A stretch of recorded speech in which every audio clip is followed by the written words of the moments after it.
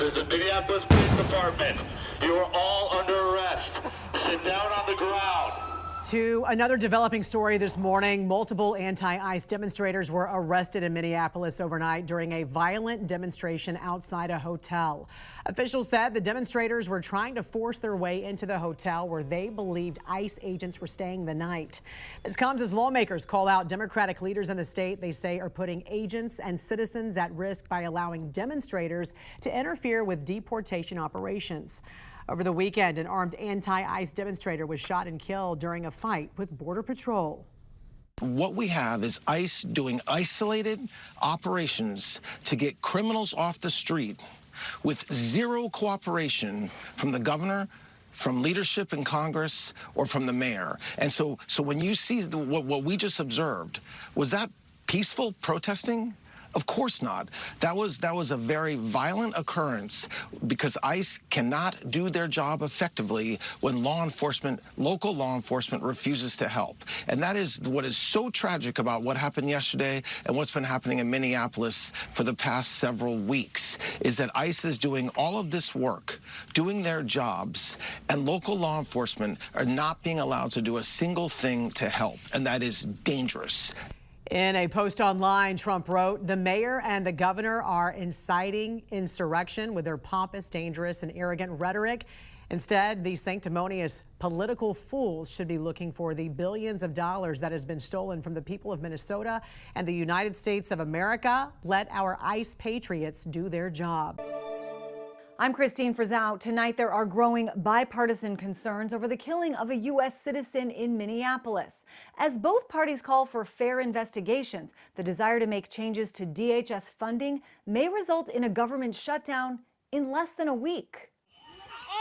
The video has been watched countless times by millions of Americans and people around the world, with top Trump administration officials framing what happened to Alex Pretti like this. We do know that he came to that scene and impeded a law enforcement operation, which is against federal law. It's a felony. No one who wants to be peaceful shows up at a protest with a firearm that is loaded with 2 full magazines. While the videos appear to show Alex Pretti was disarmed before shots were fired, President Trump blaming so-called sanctuary cities for, quote, encouraging left-wing agitators to unlawfully obstruct ICE operations to arrest the worst of the worst. Top immigration officials say they were working to arrest a dangerous criminal in the country illegally when the fatal shooting occurred. This individual is still roaming the streets today. This was entirely avoidable. If we had a governor, if we had a mayor, if we had leadership in Washington and over Minnesota that actually cared about their citizens, this would never have happened because there would be law enforcement on the streets helping ICE. Now, Democrats are also making clear they will not be voting in favor of a spending bill that includes new funding for the Department of Homeland Security without major changes made to it first. And with government funding set to expire this Friday, a government shutdown could be inevitable. We have a bill about funding them, giving them more money. I'm not voting for that, and I didn't vote for tripling their budget over this summer. Key Democrats who helped end the shutdown the last time around also announcing they'll vote no. Senate Minority Leader Chuck Schumer making clear Senate Democrats will not provide the votes to proceed to the appropriations bill if the DHS funding bill is included. Several people, including many Republicans, raising concerns following Saturday's shooting, calling for congressional investigations. Senator Bill Cassidy writing, the credibility of ICE and DHS are at stake. I'm Christine Frizzau reporting. I would also like to address the chaotic scenes in Minnesota over the weekend. Nobody in the White House, including President Trump, wants to see people getting hurt or killed in America's streets. This includes Renee Good, Alex Pretti, the brave men and women of federal law enforcement, and the many Americans who have been victimized at the hands of illegal alien criminals. Saturday's shooting remains under active investigation by Homeland Security Investigations and the FBI. The Customs and Border Protection is also conducting their own internal review. As President Trump said yesterday, the administration is reviewing everything with respect to the shooting, and we will let that investigation play out. But let's be clear about the circumstances which led to that moment on Saturday. This tragedy occurred as a result of a deliberate and hostile resistance by Democrat leaders in Minnesota. For weeks, Governor Walz and the Mayor Jacob Fry and other elected Democrats were spreading lies about federal law enforcement officers who are risking their lives daily to remove the worst criminal illegal aliens from our streets: murderers, rapists, pedophiles, human traffickers, and gang members. Governor Walz and Mayor Fry have shamefully blocked local and state police from cooperating with ICE, actively inhibiting efforts to arrest violent criminals. They have also used their platforms to encourage left-wing agitators to stalk, record, confront, and obstruct federal officers who are just trying to lawfully perform their duties, which has created dangerous situations threatening both these officers and the general public and Minnesotans alike. This is precisely what unfolded in Minneapolis on Saturday morning. Obstructing federal law enforcement and inciting violence against officers is wrong and illegal.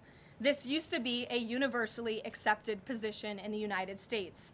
Amid the hysteria, we must remember how we got here to this moment today and what this Democrat opposition is about. Former President Joe Biden and the Democrats opened America's borders for 4 years, inviting tens of millions of illegal aliens from all over the world to flood into our country. Among them, violent criminals who terrorized American communities and have inflicted devastating, permanent pain and harm on law-abiding Americans and their families. Yet we never saw outrage from Democrats or their allies in the liberal media over these horrifying crimes against U.S. citizens. The pain of American angel families was ignored and dismissed because it undermined the Democrat narrative. Innocent Americans like Jocelyn Nungray, Laken Riley, and Rachel Morin are just a few of the many victims savagely murdered by illegal alien criminals. Earlier this month, an illegal alien from Mexico with a long criminal history who came into our country under Joe Biden's administration threw a baseball-sized stone at a school bus carrying children in New Jersey and fractured the skull of an 8-year-old innocent child. President Trump promised accountability to these American families by securing the border, deporting every illegal alien who has committed crimes, especially and most importantly, violent crimes. Nearly 80 million Americans voted for him to deliver on that very promise, and he is. As the duly elected president, the president is fulfilling the will of the people by arresting and removing these threats from our country in cities from Los Angeles to New York and, yes, Minneapolis. Yet Democrat leaders in Minnesota with sanctuary city policies have actively defied federal immigration law and the will of the people. And as a result of that defiance, 2 Minnesotans have now tragically lost their lives on the streets of Tim Walz's state. It is President Trump's hope and wish and demand for the resistance and chaos to end today. That's why President Trump spoke with Governor Walz directly this morning, and he has outlined a clear and simple path to restoring law and order in Minnesota. Number 1, Governor Walz, Mayor Fry, and all Democrat leaders should turn over all criminal illegal aliens currently incarcerated in their prisons and jails to federal authorities, along with any illegal aliens with active warrants or known criminal histories for immediate deportation. Number 2, state and local law enforcement must agree to turn over all illegal aliens who are arrested by local police. And then thirdly, local police must assist federal law enforcement in apprehending and detaining illegal aliens who are wanted for crimes, especially violent crimes.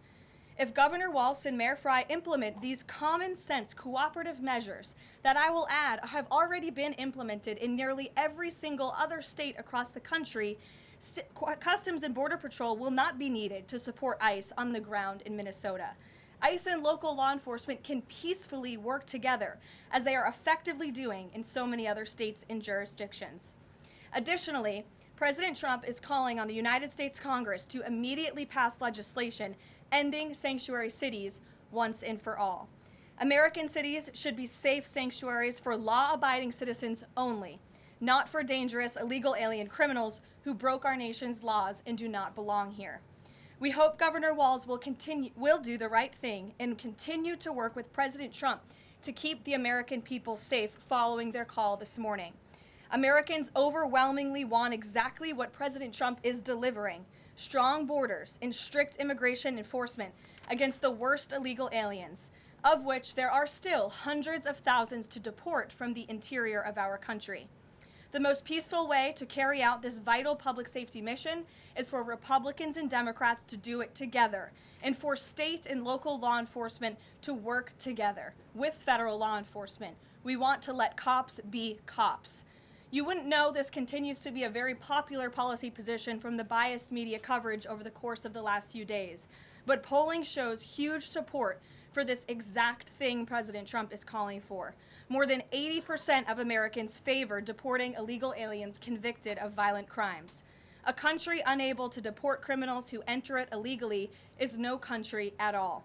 The open borders agenda of Kamala Harris, Tim Walz, and the Democrats was already on the ballot on November 5th, 2024, and it was resoundingly rejected.